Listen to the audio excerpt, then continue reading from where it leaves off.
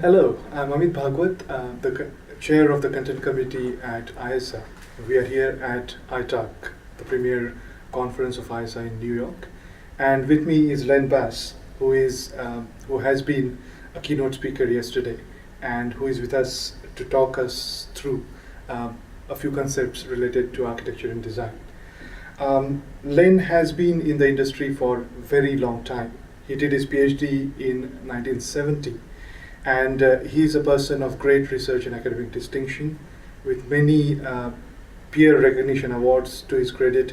And in the recent past, he has had something like 84 selected papers that he gave me from his work of about last 10 years. So a lot of knowledge there in one single person. Len, I'm going to begin with the topic that you spoke a bit about yesterday, finding where architecture is vis-a-vis design. I started my career as a chief designer, and then at some point I assumed the title of architect without really a huge amount of change to my job, because I was, as a chief designer, I was looking after a team of about 100 people who had good constructive and analytical ability. As an architect, I continued to do something along the same lines. Where do you see the demarcating point, if there is any, between the two roles and the two descriptions? So architecture vis-a-vis design and architect vis-a-vis designer. So I think the answer to both of those is roughly the same. So an architect has system-wide responsibilities. So something becomes architectural in one sense if it has system-wide implications. So a decision is made that has system-wide implications, an architectural decision, it ought to rise to the level of the architect. A designer, even a chief designer, has a smaller scope in terms of, or should have smaller scope in terms of their responsibility. Mm-hmm. And so they might be in charge of a subsystem or some smaller piece. Mm-hmm. And they would make the decisions with respect to the smaller piece, Okay.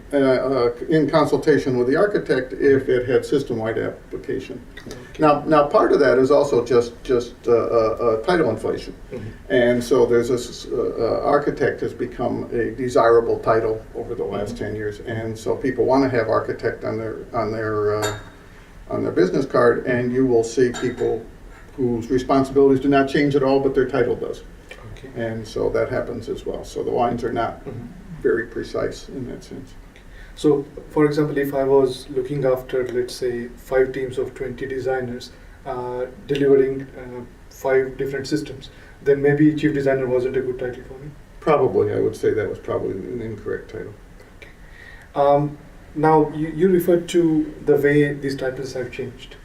I do remember there was a time when the designations used to be something like systems analyst, and they suddenly became solutions architect, all of them. Is that simply words that don't mean anything, or is there a fundamental shift from being more analytical, kind of doing more pre-compiling, if you like, to just seeing if something works and going ahead? So when I first started in the business, which was 1964, I was a programmer.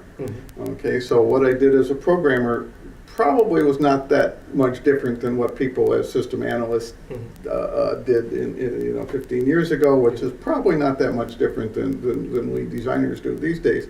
The scope of the system has changed. So when I was programming, we were worried about systems of several thousand, 10,000 lines, 20,000 lines. These days it's much more in the order of 100 or even 1 million lines. So the scope has changed, but the kinds of activities that people do have not changed. It's the titles. So in that sense, I would agree with you. Then I have had one question for the last few years. Enterprise architecture, when we talk about, we are talking about an enterprise which is a whole. It is driven for and by the business, and then there is information flowing around, and then technology is enabling the whole process. And then a lot of people talk about systems engineering, where again there is a system of humans and various inputs and outputs, and software and hardware and so on. And these two disciplines seem to have evolved fairly independently, systems engineering and enterprise architecture. Personally, I happen to be a lead systems engineer in one government project, because that project said we are using a systems engineering. That was the stakeholder statement. Otherwise, I have been lead enterprise architect in most of the projects. Now, it could have been my naivety or simplicity of my mind, but the two things appeared a lot similar to me when I was trying to lead them or putting them together. Is there a distinction? Is there a boundary? How do they relate? So I like what Owen Woods has to say on this subject. So this isn't original with me, but I'll say it anyway. The thing you want to look at are the sphere of control and the time frame.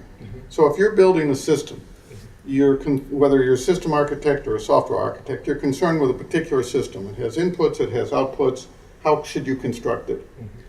And your time frame is on the order of how long is it going to take to build that system. Okay, let's say 2-3 years, big system. If you're an enterprise architect, you're concerned with multiple systems. You're much more concerned with how systems interact. You're concerned with setting up some set of standards that the systems that are constructed will adhere to. Your time frame is much more on the order of 5 years than it is on 2 or 3 years. And so I would say the two things are fundamentally different in that sense. The next thing you mentioned yesterday, architecturally significant requirements. And it has been my observation, I mean, coming from a systems engineering background, a lot of work that we do early on as a proof of concept to see that the system has a likelihood of surviving and being built is related to capability or what's called the quality attributes of the system. It comes out of non-functional requirements. And yet at the same time, that is a good day scenario, happy day scenario.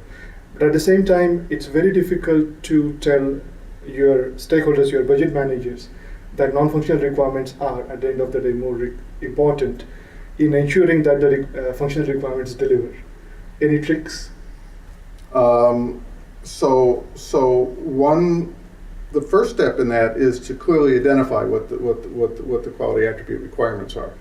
And there are a number of techniques you can do for that. So if I talk to somebody and they say, well, we just want performance, we don't care. And you say, okay, is a week response time sufficient? And they will say, no, it's got to be much faster than a week. So you take things to an extreme and that'll generate a reaction. Once you have the quality attribute requirements clear, since from a technical perspective, the quality attributes requirements are going to drive the design, then what you have to do is decide which ones are going to be the most difficult to achieve, which ones are the most problematic, which ones have the most influence, and you do that in conjunction with which ones have the highest business value. So it's the two factors. Once you've done that, then it becomes a matter of persuasive skills in terms of telling your manager that the stakeholders or the customers or whoever will consider this system a failure if it doesn't have the following qualities. We need to track that. We need to do things to ensure that it will. We need to design to ensure that this is going to happen and so forth. So I don't know that there are any tricks in that scheme. It's just a matter of identifying what the largest risks are, and knowing from the technical side that the risks are frequently in the quality attribute realm, and then saying, look, if these are risks, we have to track them.